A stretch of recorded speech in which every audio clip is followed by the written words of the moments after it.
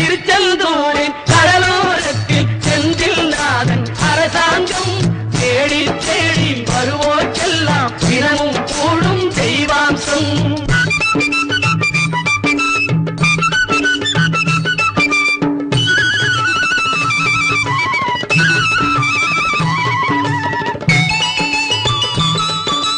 மங்கையரின் குங்குமத்தை காக்கும் முகம் ஒன்று, வாடுகின்ற ஏழைகளை